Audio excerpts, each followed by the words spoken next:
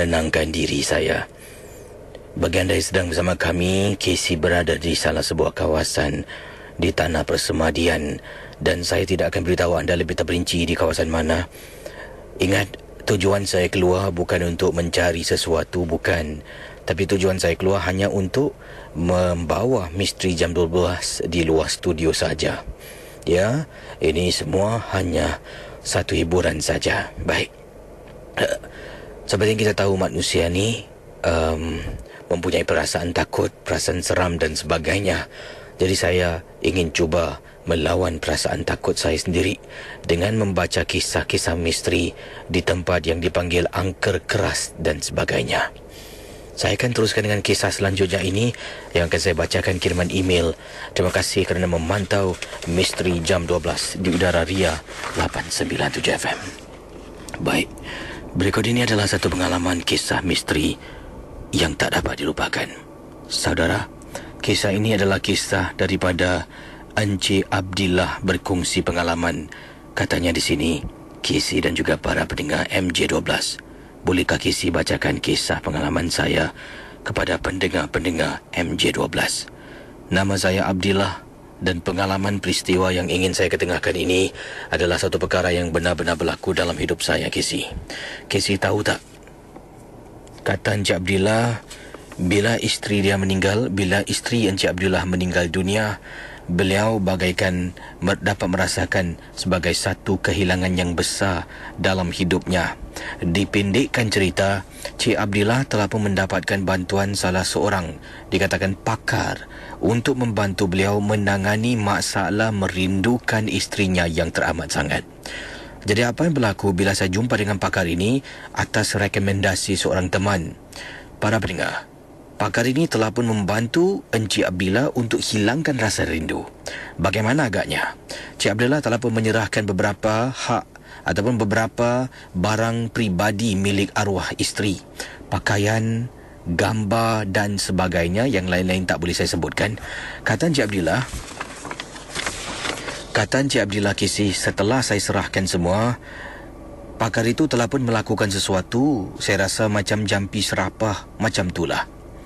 Kemudian dia serahkan saya ke semua balik barang-barang pribadi isteri.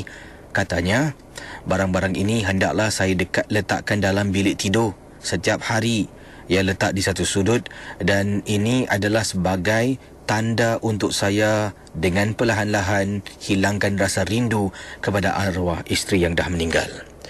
Pada malam yang pertama saya tidur, Casey, dapat rasakan yang saya ni tiba-tiba tidak begitu mengingatkan sangat isteri. Bukan tidak ingat, tapi ada sedikit, tapi dah berkurangan, kata Encik Abdillah. Dan Casey bayangkan, malam itu bila saya tidur, saya seolah-olah bermimpi yang isteri saya ada tidur bersama saya di sebelah saya. Dan ini berterusan. Setiap malam saya akan bangun dengan rasa puas hati seolah-olah isteri saya ada bersama dengan saya, Casey. Benda ini berterusan untuk beberapa bulan sampailah perkara ini telah pun didapat tahu oleh pakcik saudara saya yang bertanyakan satu soalan yang saya sendiri tidak boleh menjawab. Jadi Casey, soalannya dia tanya pada saya, bagaimana saya dapat lupakan isteri sedangkan minggu yang pertama kedua saya sangat-sangat rindu, kesedihan sampai saya tidak boleh bekerja. Akhirnya saya beritahu saya jumpa seorang pakar. Pakar ini telah pun membantu saya. Saya beritahulah pakcik saudara ni, pakar ni bantu saya untuk hilangkan rasa rindu terhadap isteri. Jadi dia tanya apa dia buat. Bila saya katakan pakar ini minta barang-barang pribadi, pakaian, gambar dan sebagainya, pakcik saudara saya terkejut dan terperanjat, Casey. Dia kata, engkau ni dah pilih jalan yang salah. Kau tahu tak? Mengikut kata Encik Abdillah dalam kiriman email yang dikirimkan.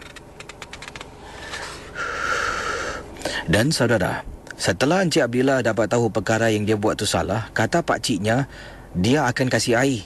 Air ini merupakan air bacaan Yasin. Sebab 2 hari yang lepas, pakcik saudara saya ada menganjurkan majlis bacaan Yasin dalam rumahnya. Jadi banyak botol-botol kosong yang diisi air lah, air putih, dibuka tutupnya untuk dibacakan Yasin beramai-ramai. Kemudian banyak disimpan dalam rumah. Dia kata dia akan serahkan saya air tersebut. Jadi keesokan harinya dia datang rumah saya, dia serahkan air.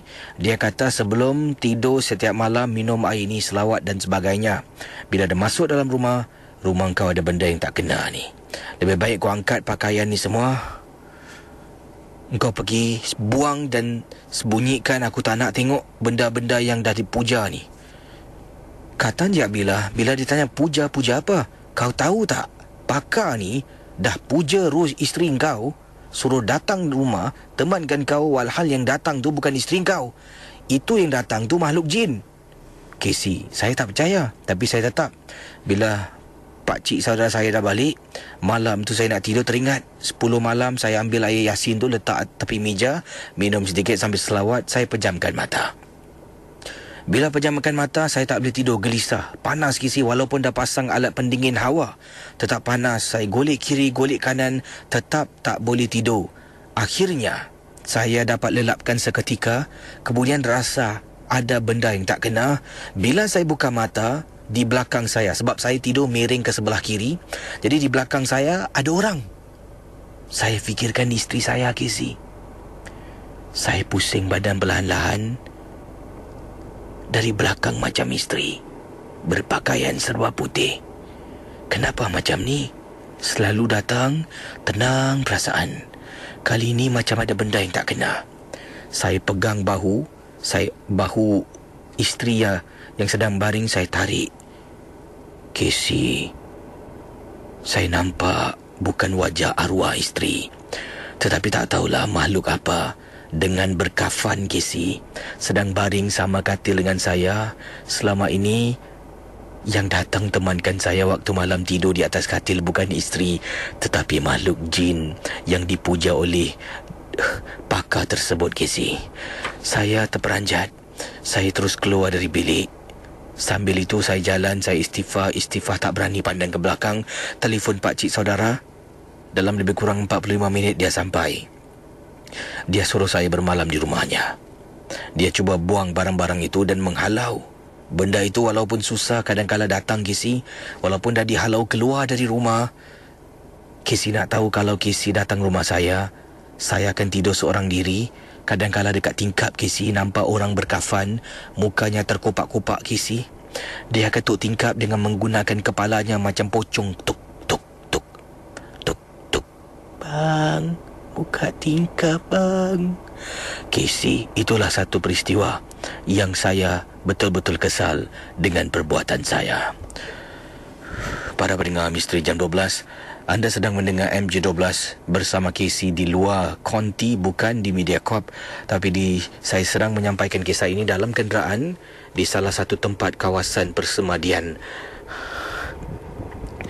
Perasaan memang takut, memang seram, tapi kita harus melawan. Ya, ingat, apa jua tidak ada sesiapa yang boleh mengesahkan kebenarannya.